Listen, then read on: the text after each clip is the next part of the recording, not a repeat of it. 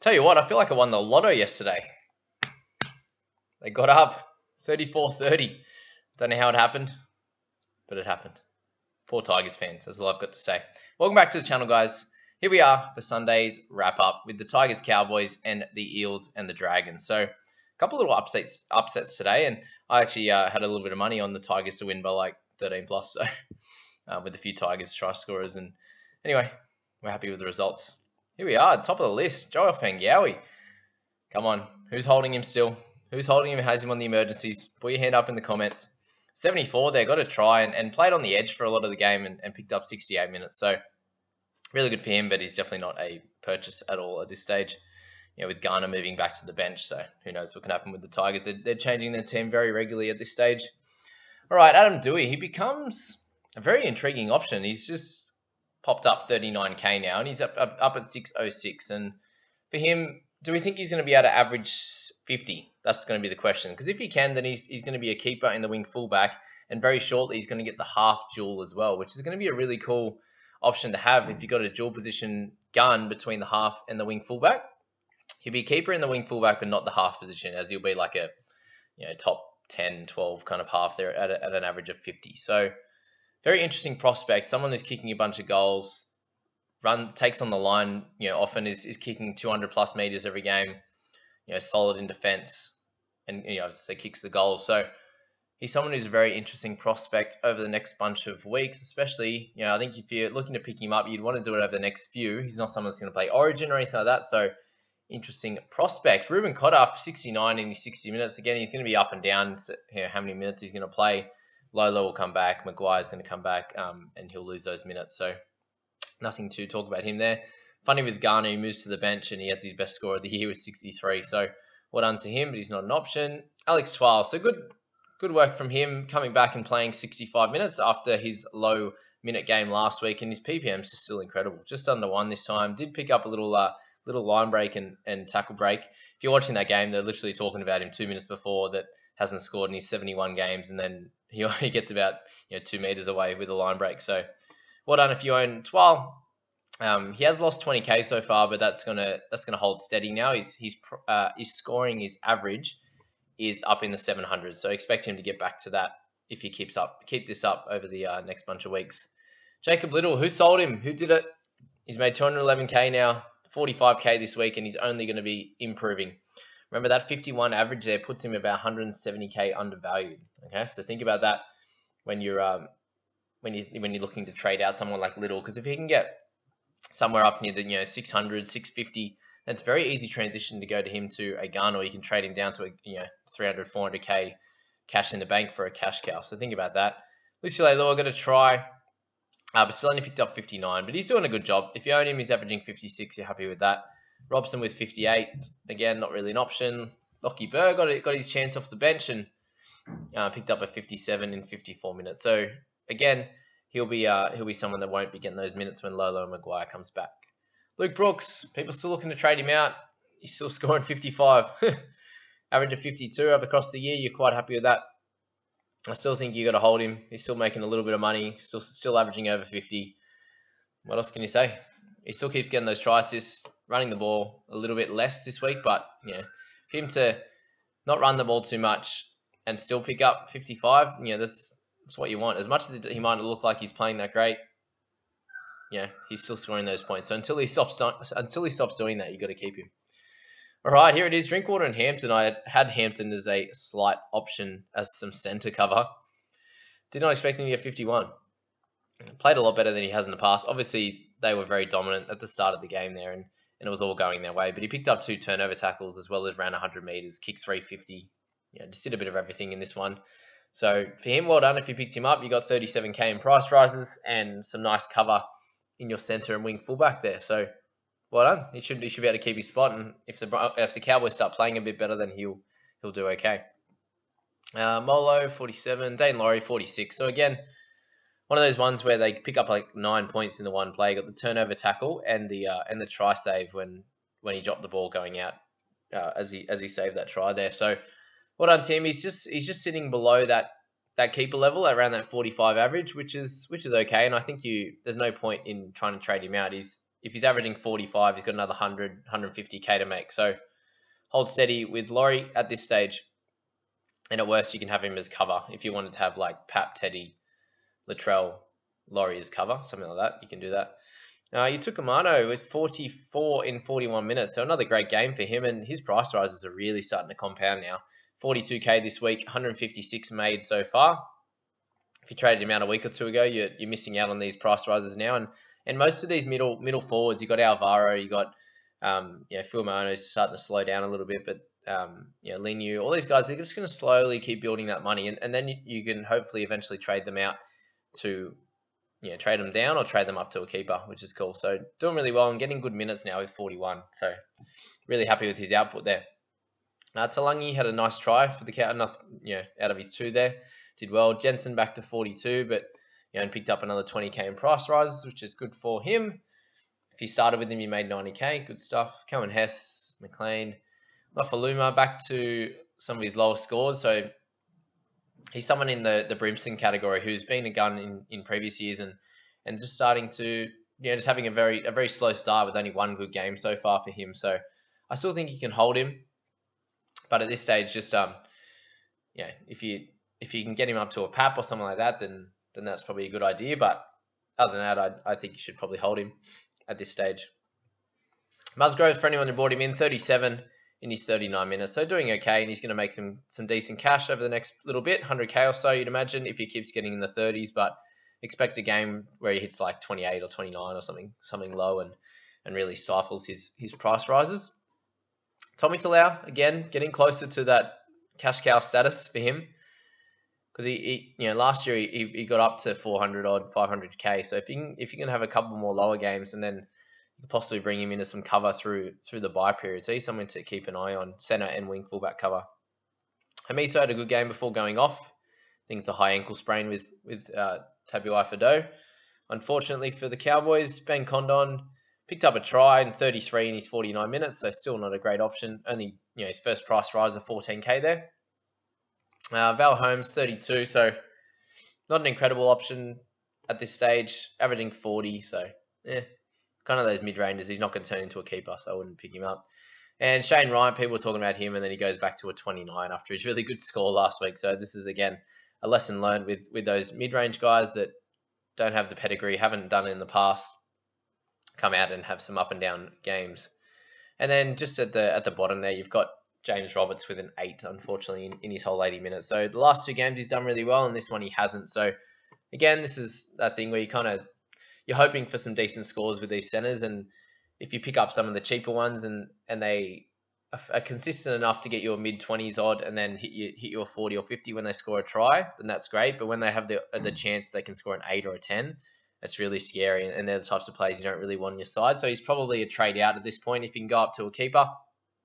There's a bunch of guys around that 500k that would be fairly helpful for anyone's side. So there you go, guys. That's the first game there, and we'll move on to the Eels and the Dragons, guys. If you're enjoying these, please hit like, hit subscribe. I really appreciate that. And so for the Eels and the Dragons, we have our top scorer again this week with Isaiah Papali'i, just absolutely dominating this year. He's someone that you can definitely see has made an increase in his output, especially on the footy field, not just in fantasy, when he's transitioned to the Para side. And not even getting 80 minutes and still picking up 88 points was just incredible. Yeah, for someone that can make 42 tackles and 140 meters, but have 6 tackle breaks and be damaging in attack, there is someone that you really want on your side. And if you picked him up anytime in the last bunch of weeks or started with him, you've absolutely killed it. And I imagine you're up high in the rankings because he's just been dominating. And it's interesting to see what's going to happen because Madison's having a lot of concussion, symptoms constantly over the last few weeks, but then over his career, he's had a few issues now, and they're getting really careful with this stuff because it's causing a lot of issues with these guys' health, and they want to make sure that they're okay. And will Madison come back and play 80 minutes straight away? Will Papali'i stay on an edge? These are all things to think about because I'm not sure he's going to be as dominant through the middle. And I keep saying this. I think he's going to average 50 to 55 across the year, especially if he's sitting on the bench. But if there happens to be an injury to any one of these guys on the edge, then he's a really strong keeper option. And he's now priced at just over 50, around that 53 mark. So Your upside in terms of money making potential is starting to dwindle a little bit, but his scoring has been incredible. So if you think he can keep that up and you love watching him play, then please bring him in. If not, you can just sit on the sidelines like me and wait for him to not play as well, hopefully. But there you go. Dylan Brown, 72 this week, so bumped up his scoring and is sitting at 56.5 average so far, and hasn't even scored a try and done anything incredible yet, but still 29 tackles for 0 misses, couple of turnover tackles, 100 meters gained, 4 tackle breaks, just doing a bit of everything there. So well done to Dylan Brown, and for someone to be able to do that consistently without having all the attacking stats is someone that it's good to have in your side. So he's not going to be playing Origin or anything like that, so he's a cool option as always, as he gets better and better across the year too. Sean Lane had a decent crack this week. Jack Bird, 63. Well done to anyone who owns him. Had his week off, but he's so aggressive and does such a great job. 9 tackle breaks with a try as well. He's that type of player, and this is what we've seen from him in years past, and was why I was interested in starting with him. Awesome work if you've held him. If you traded him after that first week after his low one, then I feel for you. But he's only made a little bit of cash so far, but still averaging 38. So that one's going to start his money making potential, and he's a pretty solid option if you need a cheaper centre at 405. I'd like him as an option there. Not to score a try every week and get 9 tackle breaks, but to have around that 40-point average going forward. McCulloch was 62, so very much the standard with him, and he's going to be doing this every game. 63 average puts him up in the 800, so he's still got some more cash to make at this stage, but again, just you don't have to pounce on him at this stage. He's not going to be going up 40, 50k at a time like for feeder and these types of guys. So great option if you need a hooker, for example, though. All right, Dufty, 58, had a decent game. Still not an awesome option for your wing fullback. Well done to him. Gutherson, similar thing, averaging 53, really solid, and averaging a little bit more than I thought he would. So, but that's kind of how it's going to be. Eels are playing really well. He's going to do well. Obviously, they got beat in this game, but he's still so involved the whole time, and his scoring is fairly consistent around that 40 odd. With if he scores some tries and stuff, he's going to get up into the 50s range. So well done to him. Reid Mane, 54, lowers his season average just slightly to 72, but still doing really well. But went off a little bit early and got a bit of a breather because he's been working really hard over the first 5 games. Still made 57 tackles, but only 30 meters gain, no attacking stats here, so ends up with a 54. But obviously expects with tackles that high, and when he has those good games, he's going to get those attacking stats. So well done with him. Lomax, if you thought about bringing him in, he's lost a little bit of cash over the start of the season, and well done to him. Picked up a couple of try assists to get his 53, and the rest was in base stats. So it was good to see that he had up over 100 meters this time, which is not kind of where he normally sits in terms of his meters gained. So well done to him. Nathan Brown, I imagine most of the people would have got rid of him by this stage, but still hasn't had his big game of the year, just sitting around that 48, 50, 45 range all the time. So again, he's getting fairly cheap, and it'll be interesting to see what happens if he has a couple of big games. Will people start flooding into picking him up at that 640, 630 kind of range? That will be interesting there. Mr. Alvaro, what a great man. Up to 440 now and 145k in price rises. I have him in my team. Didn't play him this week, but really happy with his output. And of course, I'm still saying it like last week, played him when he got his 26, and I think I played him the week before when he got his 50 odd, and that's the only one I've played him so far. So some really good scores around that 26, and that 45 minutes is great. Had a few stints on the field and doing really well. I will expect him to get up in around that 500k mark before we can move him on. But I'll speak about it a bit further in some later videos. But the Dragons playing round 13, so even though he's going to peak at some stage in the next 3 to 4 weeks, I think he's worth holding until that time. He's just going to be that bench guy that gets his 40 minutes, 45 minutes, and picks up the 40 points. So I think that's really valuable over the Origin period. So something to think about there. How good to see Mr. Bryce Cartwright come back, and look at him go, 53 minutes for 47 points. Definitely not an option. Don't bring him in. Madison will come back and take his spot. Paul Vaughan, a bit of a lower game. Campbell Gillard, again, just an example of what happens if you pick up someone after getting scoring a try and picking up 70. Him and Paulo have been really low these last bunch of weeks in their scores. So think about bringing in guys that have 3 to 4 years of keeper pedigree before you decide to pick them up as well. Same thing with Moses. Like, A lot of guys are going, yep, I've got to trade Brooks to him. I've got to trade whatever to him because he's going to average 65. And yes, he'll probably average 65 over the season, but they're going to have up and down games. So don't chase them just for that reason. And, he gets 41 and he loses 35K. So he's going to get cheaper and cheaper over the next bunch of weeks. And he could be a really cool upgrade option soon, but you don't have to jump on it straight away, right? Just because they got one big score, you can wait that little bit longer until, the guy that you're trading him to or from has got a little bit more money to make, and wait till they get to that point, and then you can move them on. But I feel like some slight steps up, one step there to get to these guys where they might be averaging an extra close to 10 points is probably not worth the upgrade at this stage when week to week their scores change so quickly. So that's it there. Opacek, a few people still picking him up at 82K in price rises. I'm really happy with that, and an average of 37. So same thing, had a solid game without really any attacking stats, just one line break. Got back to his normal meters gain at 116, which was good. So happy with his output there.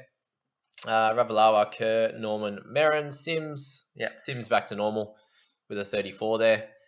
Did get a sin bin, so that obviously hurts him a little bit, but there you go. Ramsey still average at 34. Ferguson, 34. It's good to see that when he's not getting attacking stats that he can have a bit of a base, I think is good. So if you have him in your side, you're okay with that. Niokore, after those couple of big weeks, has come back down to normal. And remember, he is a center. He's playing center after all. So, he's not going to be averaging 50 to 60 just because he's a big boy in the centers. Like, he just had a couple of good games. So think about that. 30 and a 29 the last couple of weeks. And Junior Paulo, I think, is definitely a sell now. He's not a top line keeper. He's going to be someone that averages around that 50, 55 for the year. So in the mid position, you can upgrade some other people there. And Fuimano has now peaked in price. So 420K. If you'd like to, you can move him on. If not, he's still going to be scoring around that mid-30s at a general basis, and you can hold him until that first buy as well. But if you need to upgrade someone, then he's a possible one to use for an upgrade there. And other than that, the great Ray Stone with 2 in 9 minutes. Well done to him. But there you go, guys. That's the Sunday games wrap up. Let me know how you went in the comments. I personally scored 1120, so that was my best week yet for the NRL Fantasy Analysis team, and made a bunch of ranks. But yeah, it's cool to see how high these scores are at the moment with so many players doing really well. And obviously the speed of the game has changed that a little bit, and we'll see some high scores from the majority of people. And this is where it's important to be on the right guys that are have been keepers each year, because their stats are just going to be inflated that little bit more. Whereas some of these other guys that are on the rise, and it's very easy to have a really big game, and it's very easy to have a much lower game if you're one of those guys that needs the attacking stats to do really well. And if the game doesn't go your way, then they really, really hurt you and get a 20 or a 30 or something like that, which we saw with Tino, Barnett, these types of guys that are like that fringe keeper level, who, if they don't have a decent as game, they're way down in the 30s rather than like an average game being 50 for a 60-point player kind of thing. So there you go, guys. Hope you enjoyed that, and we'll see you in the next one.